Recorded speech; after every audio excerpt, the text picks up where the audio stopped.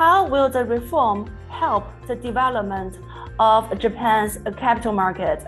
Companies have to work seriously towards sustainable growth.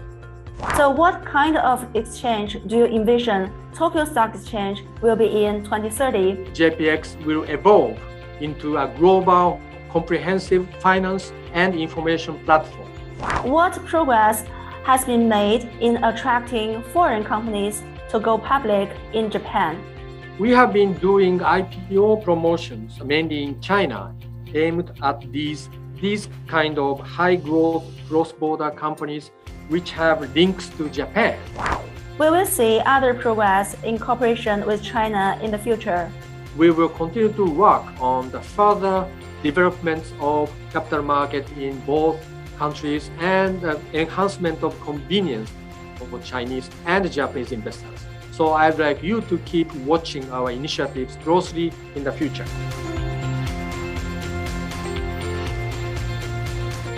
日本交易所集团是全球最大的交易所集团之一，由东京证券交易所、大阪交易所、东京商品交易所等构成。其中，东京证交所成立于1878年，拥有100多年的悠久历史。无论是从上市公司的数量、规模、交易额等来看，东京证交所都位居全球前列。今年，东京证券交易所实施了60年以来的最大规模改革。那么改革将会如何影响日本资本市场的发展？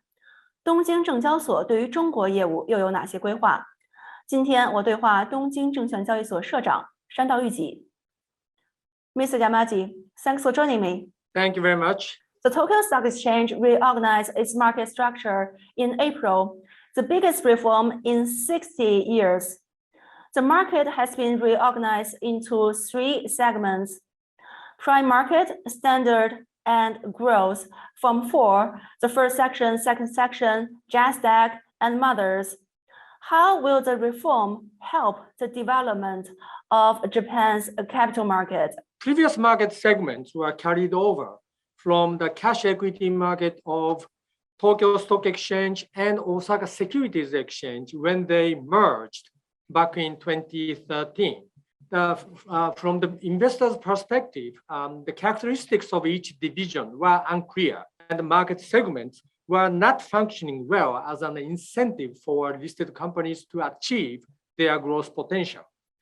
Therefore, we restructured the markets into 3 segments that have clear differences from the investor's perspective, while encouraging listed companies to strive for corporate value improvement.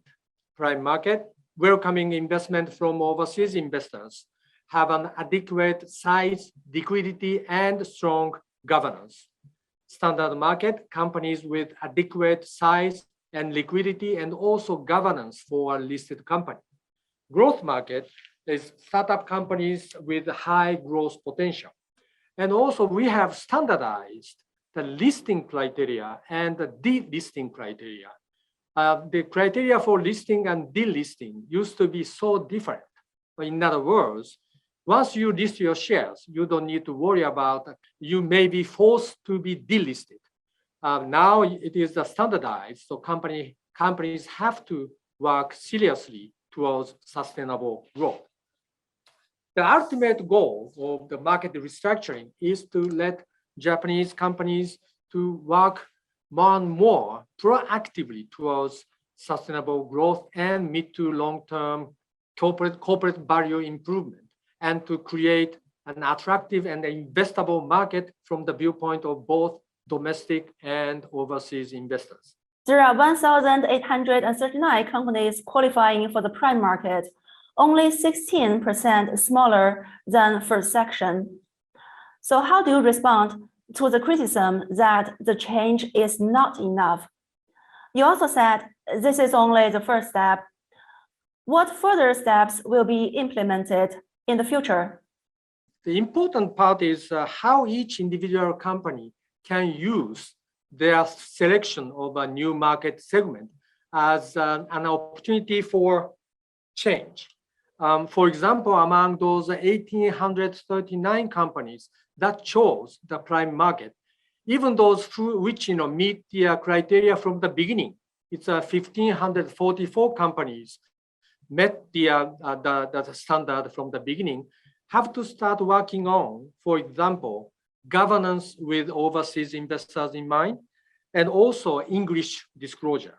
And while those which do not meet the criteria, it was 295 companies, have to consider new growth strategies and ways to improve their liquidity. I encourage everyone to focus not just on the number of companies, but also the changes inside each company. We are not planning any specific revision of the listing standard at this moment. However, in order to get this transformation meaningful and build attractive markets, we need to appropriately understand trends among listed companies and the needs of market users and continue to address those needs. From this perspective, we decided to establish a council of experts that will continuously follow up on progress of listed companies' efforts and investors' evaluation and advise TSE on additional measures.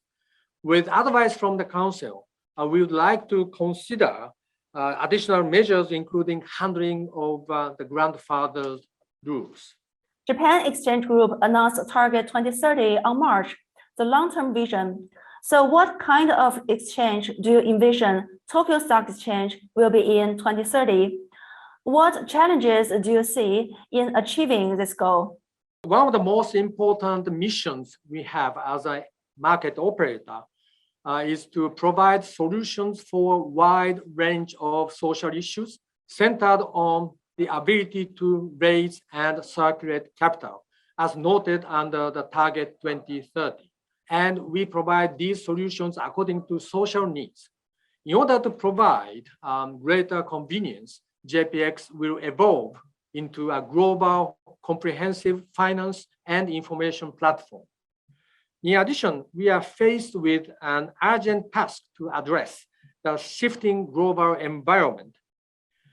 Keeping that in mind, we have announced a target to achieve carbon neutrality across the whole JPX group by fiscal year 2024.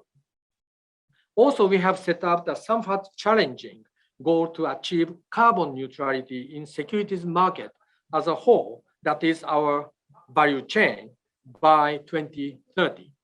To achieve this goal, it is imperative to have support from the securities market as a whole, including market participants. What requirements do you have on market participants to achieve these goals? First of all, for the listed companies, we have set out the corporate governance code for prime listed companies for higher standard. Say, for example, those prime listed companies have to disclose those environment-based, what kind of basic policy they have for the environment policy. And also they have to disclose based upon the TCFD recommendations or globally recognized ISSB's standard in their disclosures. Tokyo Stock Exchange has been promoting IPO business in Asia, targeting cross-border companies. What progress has been made in attracting foreign companies to go public in Japan? Japan is the third largest economy in the world with household financial assets of around 2,000 trillion yen and also has highly efficient markets. We'd like to take advantage of these characteristics by actively working to promote the attractiveness of a TSE to overseas investors and companies, particularly in Asia, and bringing them to our market. The IPO market in Tokyo has been strong the last few years, and it is also highly rated by especially Asian startups. Last year, we had 5 listings of what we call cross-border companies. Cross-border companies are 3 types. Those companies based abroad, and also those companies used to be based abroad, but then re-established as a Japanese company, and companies with foreign-born CEOs. We have been doing IPO promotions, mainly in China, aimed at these these kind of high growth cross-border companies which have links to Japan.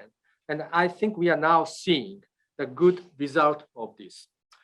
Actually, because of these 5 listings, TSE has been getting more inquiries and requests for advice. Therefore, we have improved our information provisions on the JPX website, including about the cross-border companies listing.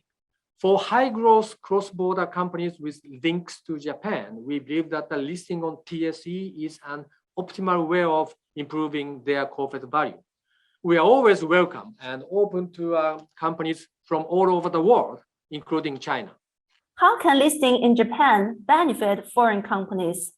Because Tokyo Stock Exchange's liquidity is quite high, in other words, and also the valuation is high compared with other Asian companies. And also, I think you can raise ample amount of capital here at the time of IPO. So you can get high valuation and also good liquidity of the shares after listing. Japan Exchange Group has established JapanChina ETF Connectivity with Shanghai and Shenzhen Stock Exchange. We will see other progress in cooperation with China in the future. Sure. For JapanChina ETF Connectivity, for ETFs tracking the topics at the Nikkei 225, Japan's leading indices are listed in Shanghai, and one ETF 225 Nikkei 225 ETF is listed in Shenzhen. At the same time, there are 6 China-related ETFs listed on TSE. These are, they are providing Chinese as well as the Japanese investors with new investment opportunities in the Japanese and the Chinese market. On the other hand, we recognize that there is growing demand from Chinese as well as the Japanese investors who wish to diversify their investment into global markets, including Japanese as well as the Chinese market. In order to respond to this demand, JPX is communicating with the relevant authorities in Japan and China, as well as exchanges in China, to aim for cross listings of other products as well as ETFs. Until now, we have achieved cross listings of ETFs between China and Japan in cooperation with the related parties. But considering the scale of the capital markets in China and Japan, I am positive that there is a huge growth potential.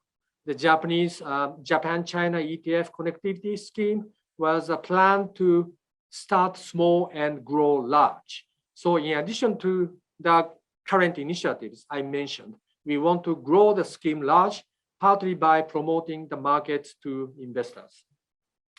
In cooperation with the Chinese and the Japanese authorities, as well as the market participants, we will continue to work on the further developments of capital market in both countries and the enhancement of convenience for Chinese and Japanese investors. So I'd like you to keep watching our initiatives closely in the future. So how's your communication with Chinese authorities going? Is there any particular cooperation under discussion? At this moment, we don't have a concrete date or products in mind yet. But we have we raised kind of points that kind of futures contract as well. Both Japan and China, we have a very active futures contract market as well. So that's other kind of next area we'd like to collaborate. What do you think is the easiest part to achieve to deepen the connectivity between China and Japan's capital market? Well, probably the easier part would be, we will expand the number of ETFs, because it's already there. As I told you, 5 ETFs in China, Japanese ETFs in China, Chinese market, and 6 Chinese ETFs in Japanese market. So it is already, we have a track record already. So that's an expansion of a number of ETFs might be the easier way. But I think I'd like to expand into other product types like futures contract or options maybe. yeah, it would be broader, deeper market developments we will see. But it's more difficult, I think.